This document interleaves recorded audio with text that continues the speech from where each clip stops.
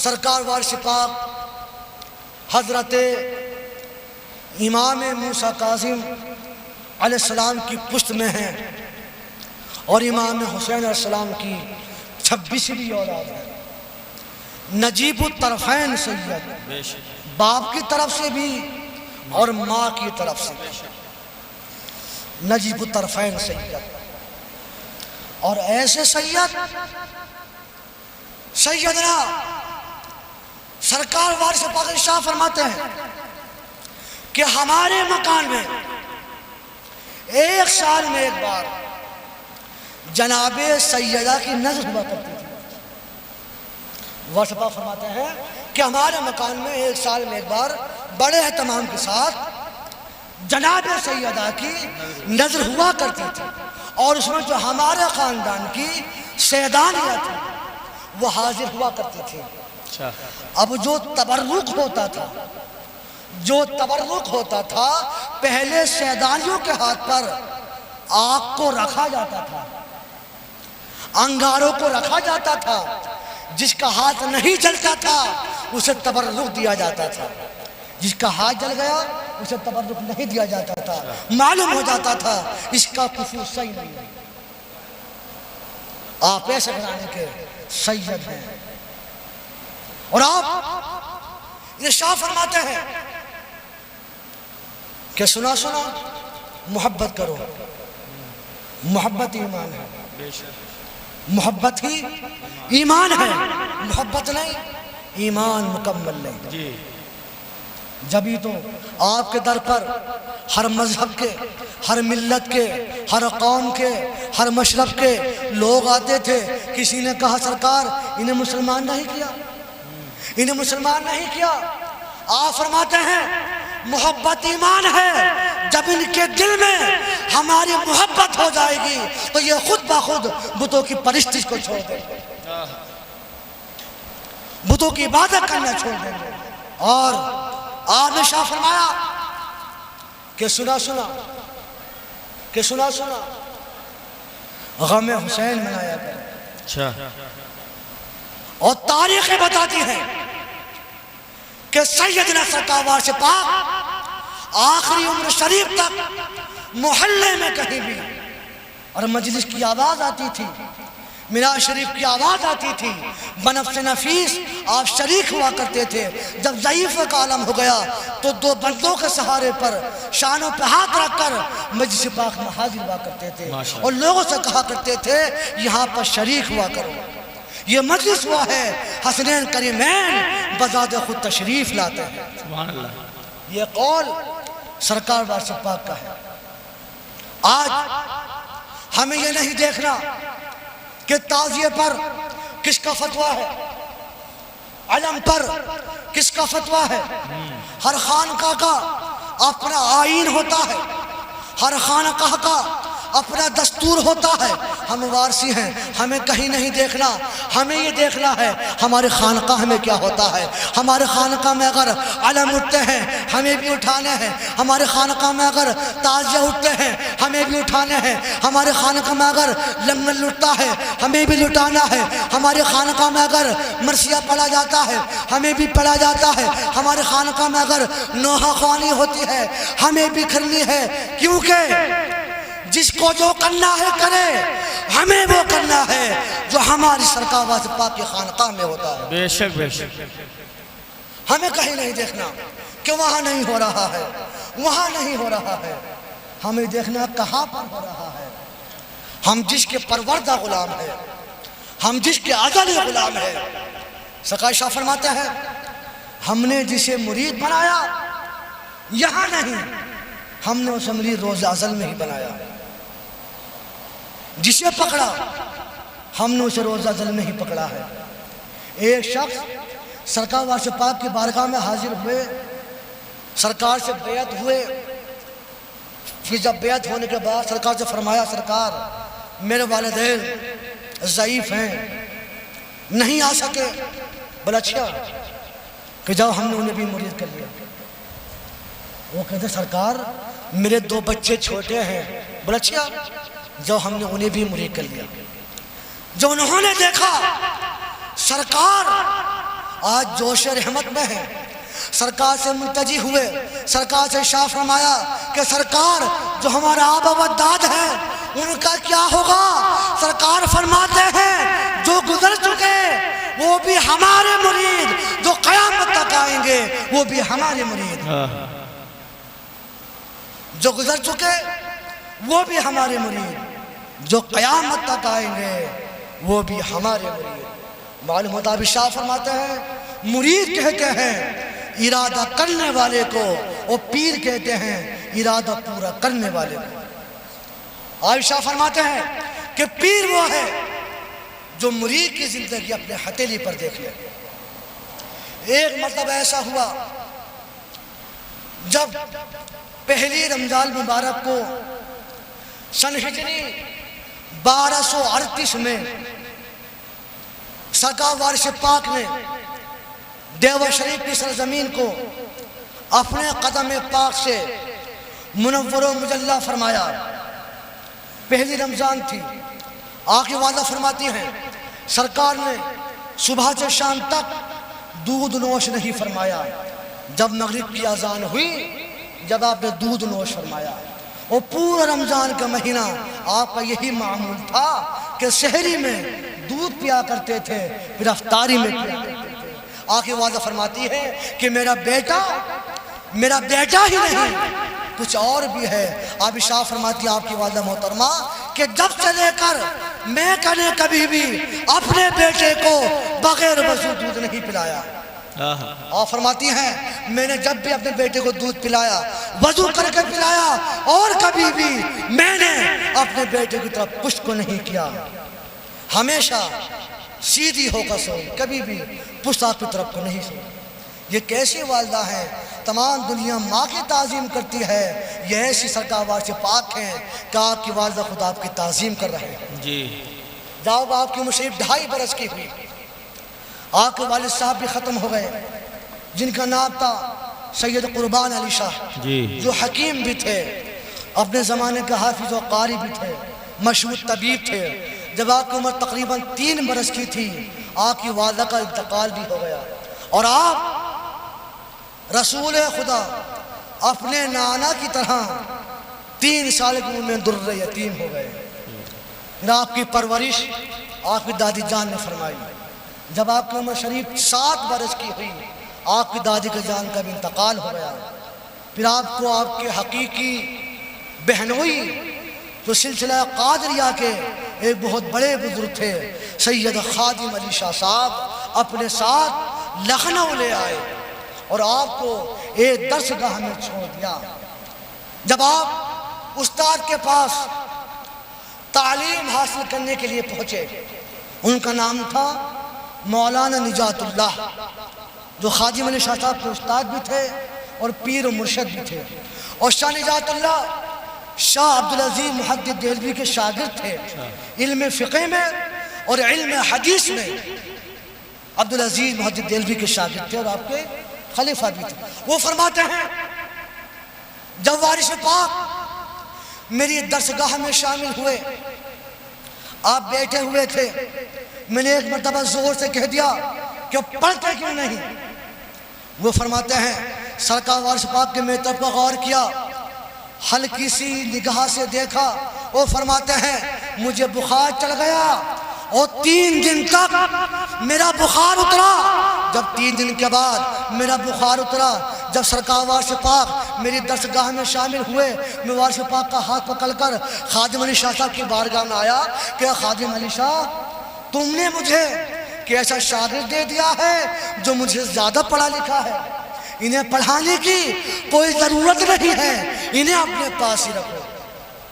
تو لہذا خادم علی شاہ شاہ فرماتے ہیں اس دن سے میرے مکان میں جب تک سرکار وارث پاک رہے مجھے معلوم ہو گیا یہ فضل و کمال والے بزرگ ہیں، یہ کاملین میں سے ہیں، اور آپ کی ولادت بسعادت سے پہلے بھی بے شمار اولیاء کرام کے واقعات ہیں، کتابوں میں درج ہیں۔ مثلا حضرت شاہ عبدالرزاق باشوی رحمت اللہ تعالی علیہ جو سرکار وارث پاک کے 5ویں دادا گزرے ہیں، وہ صبح کے وقت اپنے بٹن کھول کر دیوبند شریف کے سمت زور زور سے سانسوں کو لیا کرتے تھے۔ آپ کے مرید کہتے ہیں سرکار آپ ایسا کیوں عمل کرتے ہیں؟ شاہ عبدالرزاق باشوی کہتے ہیں میری 5ویں پشت میں ایک آفتاب ولایت پورب سے نمودار ہوگا جس کی شعاعوں سے میں اپنے دل کو منور کرتا ہوں، اپنے دل کو مجلہ کرتا ہوں۔ بے شمار واقعہ سرکار کے ایسے ملتے ہیں کہ سرکار کی پیدائش سے پہلے بھی لوگوں نے آپ کے آنے کی بشارتیں دی ہیں، اور آپ پہ تو کمالات تھے۔ ایک ایک واقعہ سرکار کا پڑھیں، ایسا معلوم ہوتا ہے کہ نانا کے سب کمال نواسے میں تھے، نانا کے سب کمال نواسے میں تھے برے، کیوں نہ ہو۔ ایک مرتبہ ایسا ہوا کہ آپ حج کے لیے تشریف لے گئے، ایک ضعیفہ جو آپ کی خدمت اقدس میں رہا کرتی تھی، آپ کے جانے کے بعد ان کا انتقال ہو گیا۔ تو سرکار وارث پاک 2 یا 3 سال کے بعد جب دیوبند شریف تشریف لائے، آپ نے فرمایا ہماری ضعیفہ کہاں گئی؟ کسی نے کہا ان کو تو انتقال ہو گیا۔ بولا اچھا قبر کہاں پر ہے؟ سرکار مریدین کی ہمراہ اس ضعیفہ کی قبر پر پہنچے اور فرمایا کہ اٹھو، ہم سے بغیر پوچھے مر گئی، کہ اٹھو ہم سے بغیر پوچھے مر گئی۔ آپ اٹھا کر ساتھ لے آئے، اور تاریخیں بتاتی ہے 10 سال کے بعد پھر اس ضعیفہ کا انتقال ہوا۔ نہ سرکار نے کوئی وظیفہ پڑھا، نہ سرکار نے کوئی قرآن کریم کی آیت پڑھی، نہ سرکار نے کوئی عمل کیا، نہ سرکار نے قم بإذن اللہ کہا۔ اور وہ عیسیٰ تھے، وہ ابن مریم تھے جو قم بإذن اللہ کہہ کر مردوں کو زندہ کیا کرتے تھے۔ یہ اولاد رسول کا قم، اٹھو، اٹھ گئے۔ جس طرح سے نانا نے جابر کے بیٹوں کو اٹھایا کہ اٹھو، جس طرح حسین نے حبیب نے مظاہر کو اٹھایا کہ اٹھو، ایسے وارث پاک نے ضعیفہ سے کہا کہ اٹھو، اٹھ کر بیٹھ گئے۔ یہ ہے سرکار وارث پاک۔ آپ ارشاد فرماتے ہیں ہمارا مشرب مشرب وارث نہیں، ہمارا مشرب مشرب حسینی ہے۔ ہمارا مشرب مشرب حسینی ہے، اور ہمیں فخر ہے کہ ہمیں پیر ایسا ملا کہ سرکار وارث پاک ارشاد فرماتے ہیں کہ صورت کو پکڑ لو، وہی قبر میں کام دے گی، وہی حشر میں کام دے گی، وہی میزان پر کام دے گی، وہی قیامت میں کام دے گی۔ اور سرکار نے ایک عالم صاحب سرکار کے بارگاہ میں حاضر ہوئے، آپ سے بیعت ہوئے، سرکار نے ارشاد فرمایا کہ جاؤ کوہ ہمالیہ پر جاؤ، 12 سال کے بعد واپس آنا۔ وہ مولوی صاحب سرکار سے اجازت لے کر کوہ ہمالیہ پر پہنچ جاتے ہیں۔ جب وہ بزرگ کوہ ہمالیہ پر پہنچتے ہیں، آپ دیکھتے ہیں ایک شعر آ رہا ہے۔ اس مولوی صاحب نے قرآن کی آیت بھی پڑھی، وظیفے بھی پڑھے، اور آیت کریمہ کی تلاوت بھی کری، شعر نہیں بھانگا۔ آخر میں جب انہوں نے کہا کہ یا وارث، جب انہوں نے یا وارث کہا، ایک ہاتھ غیب سے نمودار ہوا، شیر کے جبڑے پر لگا، شیر غائب ہو گیا۔ جب 12 سال کے بعد وہ مولانا سرکار وارث پاک کے پاس حاضر ہوئے، آپ فرماتے ہیں مولانا جب ہمارا نام یاد تھا، جب ہمارا نام یاد تھا اتنی دعاؤں کو زحمت کیوں دی؟ جب ہمارا نام یاد تھا تو اتنی دعاؤں کو زحمت کیوں دی؟ سرکار وارث پاک ارشاد فرماتے ہیں کہ مرید کے لیے اس کا پیر کا نام اسم اعظم ہے، کہ مرید کے لیے اس کے پیر کا نام ہی اسم اعظم ہے۔ آپ ارشاد فرماتے ہیں اور 100 کوس کی دوری پر بھی ہو ہم سے محبت ہے جب بھی ہم تمہاری امداد فرمائیں گے۔ 100 کوس کی دوری پر بھی ہو تم ہمیں پکارو گے، ہم تمہاری مدد کریں گے، بشرطے ہم سے محبت ہونی چاہیے۔ اور سرکار نے ایسے ایسے مرید کیے۔ ایک حضرت عبد المجید تھے جو بمبئی کے تاجروں میں شمار ہوتے ہیں۔ انہوں نے خواب میں دیکھا کہ کسی بزرگ نے انہیں مرید کیا ہے، کبھی ان سے پہلے سرکار کی ملاقات نہیں ہوئی تھی۔ جب سرکار نے انہیں مرید فرمایا تو دیکھنے لگے یہ بزرگ کون ہیں، کہاں کے ہیں، کیسے ہیں۔ جب وہ نماز فجر کے لیے اس مسجد میں پہنچے تو اس مسجد میں دو دیوا شریف کے پاس ایک قصبہ کرسی ہے، وہاں کے امام صاحب رہا کرتے تھے۔